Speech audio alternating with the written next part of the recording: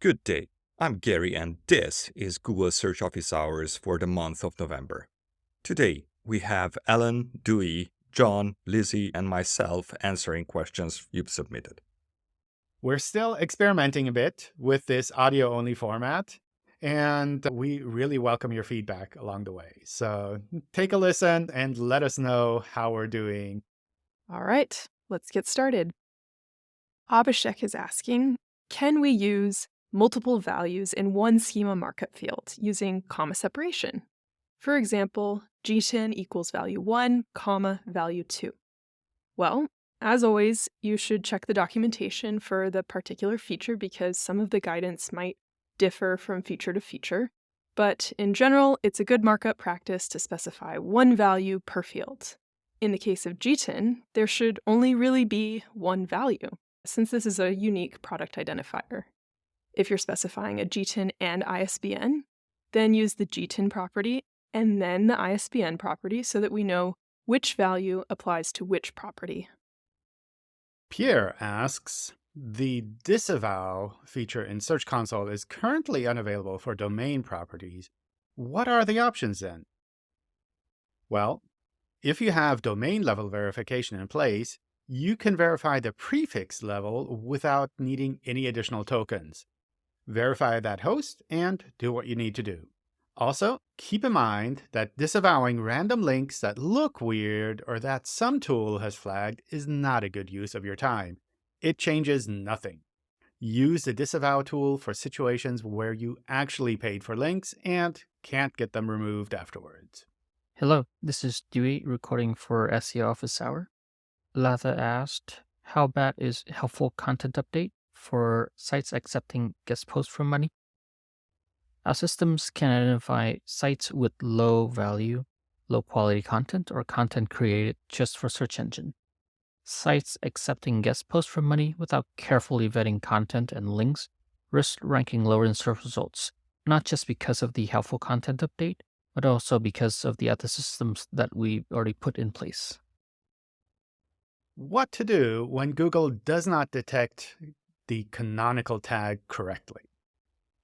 So, taking a step back, canonicalization is based on more than only the link rel canonical element. When Google discovers URLs that are significantly alike, our systems try to pick one URL that best represents the content.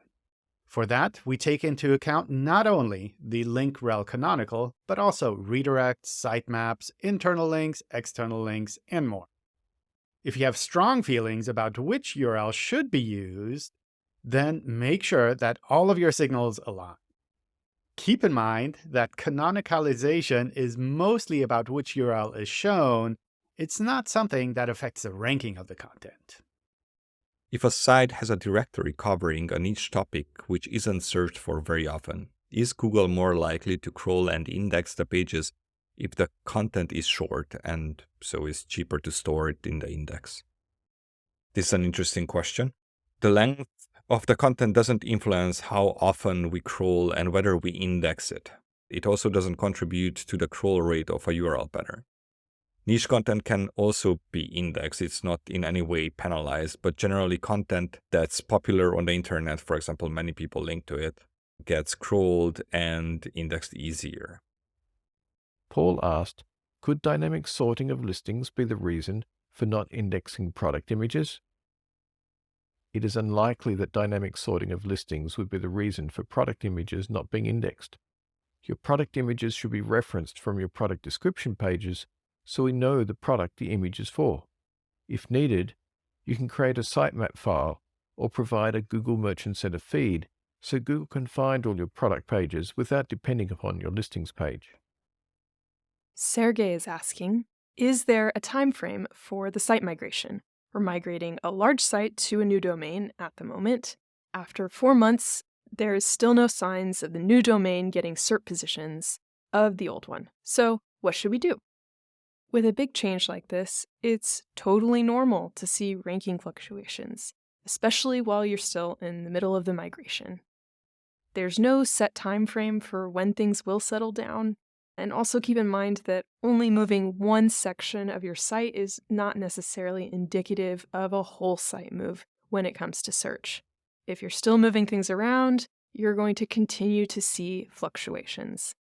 It's hard to say what you should do next without seeing the site itself, and for site-specific help, we definitely recommend posting in the forums so people can see your specific situation and give more specific advice. Flavio asks, could the use of HTTP3, even indirectly, improve SEO? Perhaps because it improves performance. Google doesn't use HTTP3 as a factor in ranking at the moment. As far as I know, we don't use it in crawling either. In terms of performance, I suspect the gains users see from using HTTP3 would not be enough to significantly affect the core web vitals, which are the metrics that we use in the page experience ranking factor. While making a faster server is always a good idea, I doubt you'd see a direct connection with SEO only from using HTTP3, similar to how you'd be hard-pressed to finding a direct connection to using a faster kind of RAM in your servers. Andrea asked, why does Google keep using backlinks as a ranking factor if link building campaigns are not allowed? Why can't Google find other ranking factors that can't be easily manipulated like backlinks? There are several things to unpack here. First, backlinks as a signal has a lot less significant impact compared to when Google search first started out many years ago. We have robust ranking signals, hundreds of them, to make sure that we are able to rank the most relevant and useful results for all queries. Second, for link building campaigns, which are essentially link spam according to our spam policy, we have many algorithms capable of detecting unnatural links at scale and nullify them. This means that spammers or SEOs spending money on links truly have no way of knowing if the money they spent on link building is actually worth it or not, since it's really likely that they're just wasting money building all these spammy links and they were already nullified by our systems as soon as we see them. Sam asks, does it matter if the vast majority of anchors for internal content links are the same? Well, this is fine. It's normal even. When it comes to menus, they're usually everywhere, and even products, when they're linked within an e-commerce site, they're usually linked with the same link all the time. That's perfectly fine. There's nothing that you really need to do there in terms of SEO. Anonymous is asking, if you add the latest website schema to your homepage, do you still add software application or organization schema too? Google updated its schema markup documentation by adding website schema for brand, but it does not mention what happens with organization or software application schema. Well, it really depends. Sorry to give that answer. These are different features. If your site is about a software application, then sure, you can also add software application structured data. Just make sure that you nest everything so that there's one website node on the homepage and not multiple website nodes. That's really the key with this thing. Chris is asking how much of an issue for Google is excessive number of no-index pages, and whether it will affect discovery and indexing of content if the volume is too high. Good question. Noindex is a very powerful tool search engines support to help you, the site owner, keep content out of their indexes. For this reason, it doesn't carry any unintended effects when it comes to crawling and indexing. For example, having many pages with no index will not influence how Google crawls and indexes your site. Yessa asked, if the URL doesn't contain characters of the same language used in the pages, would that affect the site ranking? From an SEO point of view, there's no negative effect if the URL is in a different language than the page content. Users, on the other hand, may care, especially if they share the URL with other people. Kristen asked, how should content creators respond to sites that use AI to plagiarize their content, modify it, and then outrank them in search results? Scraping content, even with some modification, is against our spam policy. We have many algorithms to go after such behaviors and demote sites scraping content from other sites. If you come across sites that repeatedly scrape content that perform well on search, please feel free to report them to us with our spam report form so that we can further improve our systems, both in detecting the spam and also ranking overall. Ridwan is asking, Is it true that Google rotates indexed pages? Because the site I'm working on is rotating on indexed pages.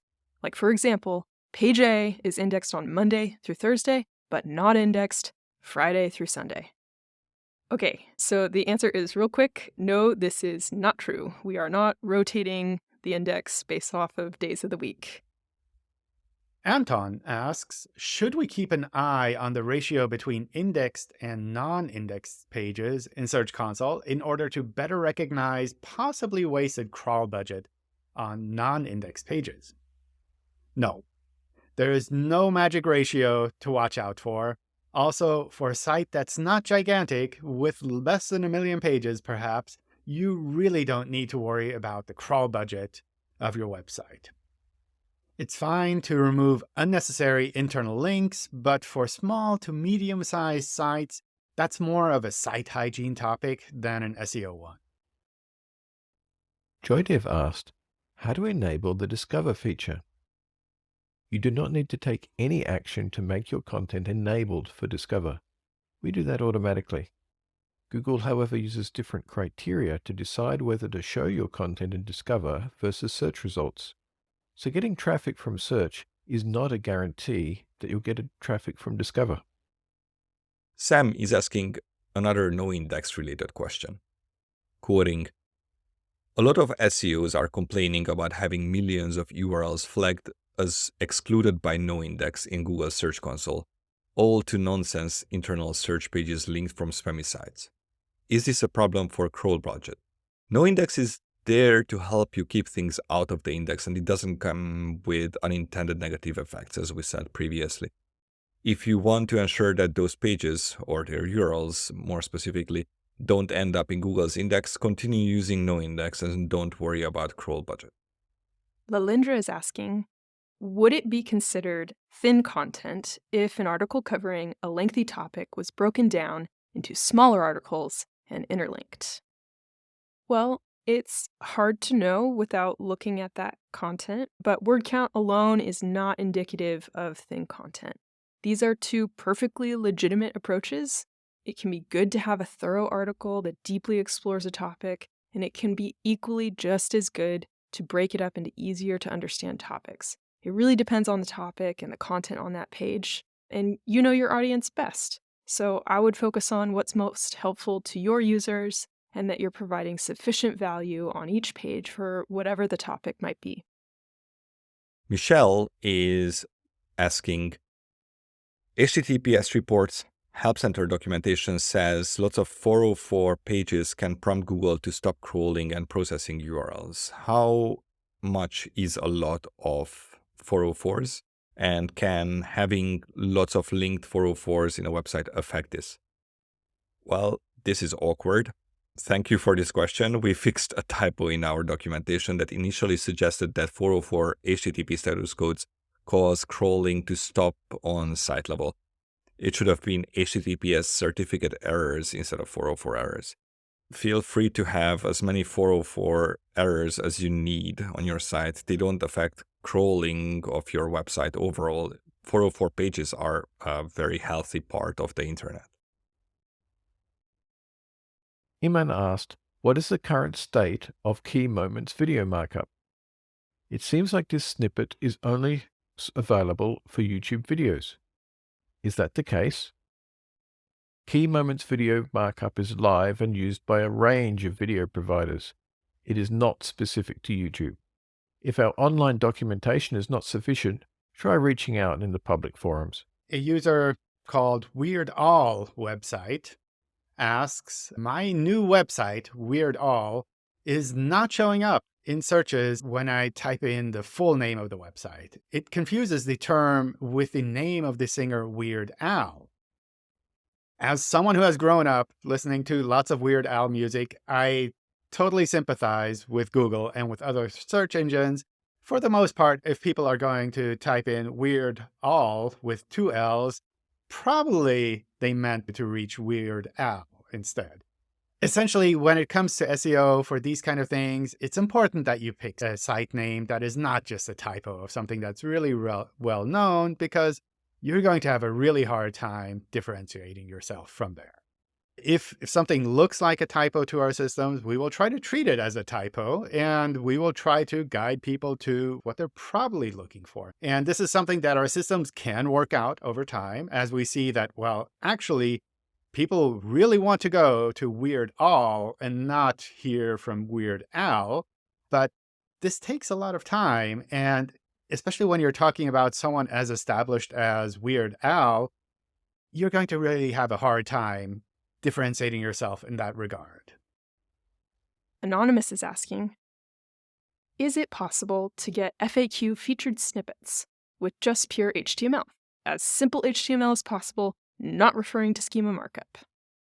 Okay, so if you're talking about the FAQ rich result, right now you need FAQ schema markup to be eligible for that enhancement in search results. Some features may be able to automatically pick up what you're putting out on your web page, but really you should check the specific documentation to be sure if that's even a possibility. But for FAQ rich result, you definitely need the markup.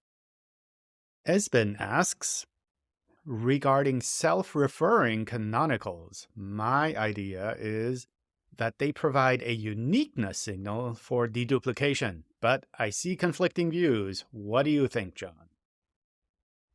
Well, from my point of view, they do nothing. But sometimes pages get seen under other URLs, and then suddenly the canonical is no longer self-referential and actually useful. For example, if a page is sometimes referred to with UTM tracking parameters. A question received was, it seems to me that the search engines promote strong sites more and more and lowers weak resources more and more. Don't you think there should be some percentage of randomness? Our primary purpose is to provide the most useful results to people performing searches. Kunal asked why Google not taking action on copy or spun web stories. Can you check on Discover? Thank you for the report. We are aware of these attempts and we are looking into them. In general, sites with spammy scraped content violate our spam policy, and our algorithms do a pretty good job of demoting them in search results. Tom asks, do moderated blog comment pages internally linked as link rel UGC get deindexed? No, they don't. Pages can get indexed for a variety of reasons, while a link with a rel UGC is treated differently, as is, for example, a link with the rel nofollow. This doesn't negatively affect the destination page. If you want to prevent a page from being indexed, then make sure to use the noindex robots meta tag instead. Abdul Rahim asked, how does Google evaluate product reviews update for non-physical products that don't have affiliate links? Our focus is on physical products that can be purchased, but our system also at times evaluates content involved for digital products. If you are reviewing a product, it is not required you provide an affiliate link. It's a best practice to include useful links to other resources that may also be helpful to the reader. Sadiq is asking, I have 10,000 plus pages on my site. Writing meta tags will take a long time for all of them. Any shortcuts? Well, our docs on meta descriptions have guidance on this. It can be a good idea for some sites to programmatically generate the meta description, particularly larger database-driven sites like product aggregators. However, make sure that whatever you're generating is still good quality. The descriptions should still be unique, specific, and relevant to each page. Don't use the same meta descriptions over and over again. I'm looking at purging perhaps 10,000 pages of thin blog content. Is there a best practice for that? Well, delete the pages. There's nothing special that you need to do. Deleting thin pages also doesn't automatically make your site more valuable. You really have to make sure that the value exists independent of the thin or the removed pages. I'm new to SEO and I see many websites or videos suggest that I should buy backlinks. Are backlinks as powerful, or should I focus on maximizing quality of my site? There are always people seeking shortcuts or tricks to manipulate search ranking or spend money to make their sites appear more authoritative to search engines. Link spam is an example of these tricks. We no longer use links predominantly compared to 20 years ago, for example, and also launched many algorithms to nullify link spam. And you probably should not waste your money in spamming links. That money is much needed in creating a great website with great user experience and helpful content. Must a page have a cached copy to appear in the search results? No. It doesn't need to have a cached page. The caching system is a bit independent of search's indexing and ranking. It's not a signal or a hint of quality if a page does not have a cached page. Esben Rasmussen asked, how can Google Search Console report an unknown internal URL as the referring URL for 400 series error URLs? The URL may be unknown because Google does not index every page. The crawler may have come across a page, but if it was not indexed, we'd report it as unknown. Yusuf is asking, in a WordPress website or blog, should we mark as nofollow automatically created pages such as abc.com/page/1 and page 2 and so on? If you want to restrict crawling or indexing of certain types of pages on your site, it's probably a better idea to use robots.txt disallow rules than no following URLs pointing to those pages. If nothing else, it's much less work, presumably, but it's also less brittle. You can't control how people link to your pages after all, so some links might end up being air quotes follow. Bobby asks, is anything being done to improve the metrics shown in Search Console? In particular, the performance report sometimes looks confusing. This is actually normal. We recently published a blog post on this topic on the Search Central blog, approximately called a deep dive into the performance data. There's a difference when you look by query and by page, and there's some amount of privacy filtering that happens in the per query data. Often, the details are less critical since trends tend to be the same, but we have a lot of documentation on that if you want to go down the rabbit hole. Michal is asking, how do I prevent paywalled content from appearing in search results and Discover for non-paying users? I have implemented the paywalled content markup properly, and I'm worried about unsatisfied users. Well, that is what we recommend. Tell us what content is behind the paywall with paywalled structured data, so you're on the right track there. If you really want to prevent the paywalled content from appearing in search entirely, then you can choose to no index those pages, but that's really up to you. Osama asks, does the spam score affect my site's ranking? Is there a way to improve the spam score for any website, perhaps outside of disavowing links? So, top secret, or maybe not so top secret, but Google does not use third-party SEO tools to determine scores for individual pages. So if you have a tool that flags a spam score for your website, keep in mind that Google doesn't use it. That doesn't mean that this tool is not useful. It just means Google doesn't use that score. So my recommendation would be to try to understand what this tool is trying to tell you, and if there's something actionable behind that, then go and do that. Vara Prad asked, once a product is sold out and it will never return in stock, what should we do for that product page? Should we delete the product page or redirect to a specific page? From a search perspective, it is fine to delete the page. From a site usability perspective, you might like to keep the page up for a while, or do a redirect in case the old page was referenced from a third-party blog or bookmarked by a customer.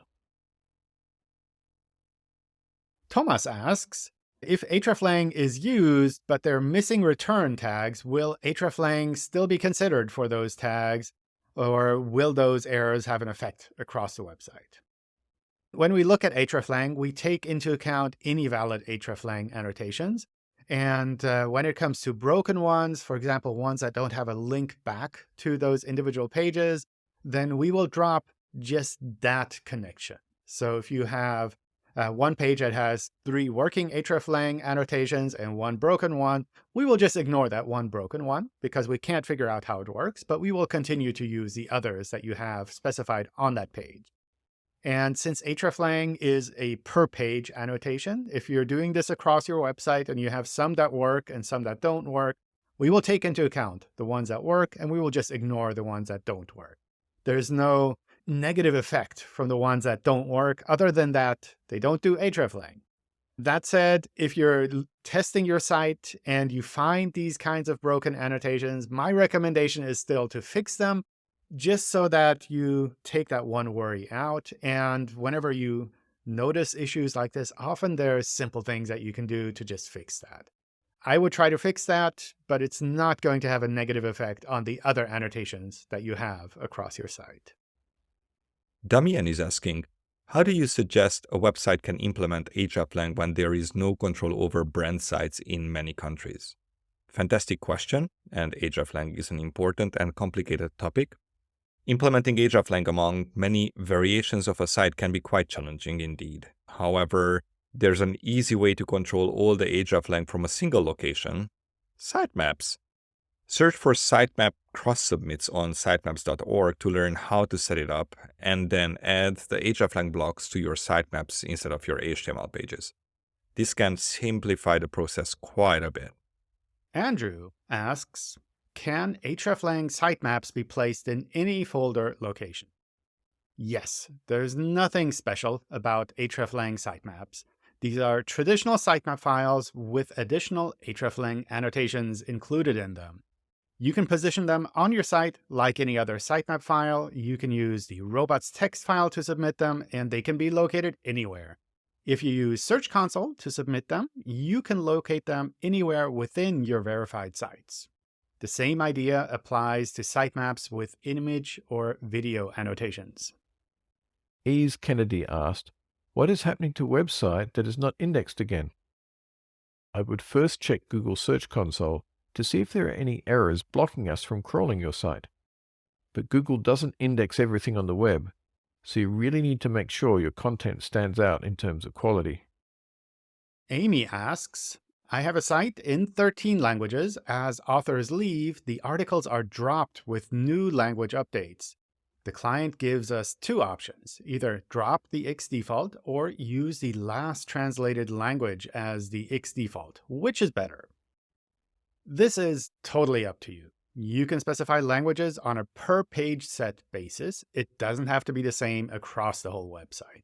It's fine to have English be the default language once and maybe Japanese to be the default another time, if you think that's what users find valuable. Keep in mind that X default means that users who are not searching in one of the specified languages would see that page. So I would focus more on what would be useful for users and less on your internal processes. Lucy asked, why do the product review updates impact non-review content? If you're seeing broad impact across your site, it's probably not due to your product reviews. It may be some other update that has occurred. Anonymous is asking, what's the best way to remove old content and stop it from being indexed? Redirect? If so, what's the best page to redirect to? Interesting question. You can either delete altogether a page and serve 404 or 410 status code for its location when you want to retire the page, or redirect it to another page that will still help the user in some way accomplish their goal. It's really up to you how and what you do. Ultimately, it has to make sense for you, not search engines. Sean B. is asking, does text in images influence ranking in image search? For example, image search for t-shirt printing. I'm not concerned with the text on the t-shirt within the image, rather the text around the image that might include features such as the price, the product name, the brand URL, that kind of thing. Well, Sean, text around the image is certainly helpful when it comes to understanding the image. Google can extract info around the image, like from the captions and image titles, so definitely make sure the image is near relevant text and that that text is descriptive. Akshay Kumar Sharma asked, is it beneficial for the local businesses to list their local business details in many free or paid local listing websites? Does Google consider them for their local query results? Don't look at adding your site to reputable local listing sites as a way to improve your SEO. Use them as a possible way to get more traffic, unrelated to search. Local searches is different. Alfonso asks, is a query parameter added to a site URL, like for example, add to cart, is that bad for SEO? No, it's not necessarily bad for SEO on its own. However, for very large websites, it can play a role in terms of crawl budget if you're unnecessarily adding query parameters to your URLs. And this is something where you have to take a judgment call for your website and think about, is this actually a really large website? And with these extra parameters that you're adding within your website's internal linking, are you causing the number of URLs that could be found to explode exponentially? And if that's the case, then I would work to try to reduce the number of parameters that you're adding to URLs. But if you're talking about a smaller to medium-sized website, then probably those parameters are something that you can look at later on when you become a gigantic website. And with that, this was the November edition of the Google Search SEO Office Hours. If you have thoughts about this episode, you can leave us a comment on the YouTube video or on Twitter at Google Search C. We also have linked the form for next month's episode if you want to ask your questions in the description below. So check that out, and until next time, bye everyone. Good day. Thank you. Okay, over and out. Bye.